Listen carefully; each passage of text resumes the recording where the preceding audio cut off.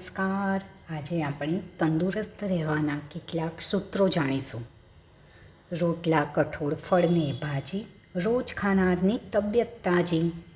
ટાઢિયા તાવમાં તુલસીને મરી, પીવો લીંબુ શરબત કરી.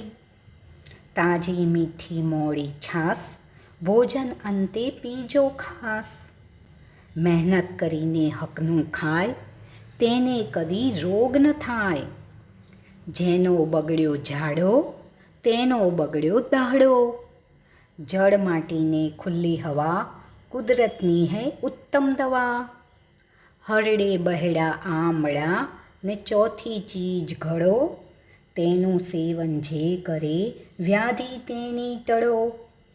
પાચન અગ્નિયાપણો મોટો છે આધાર, જતન હંમેશા તેહનું કરવું સર્વ પ્રકાર.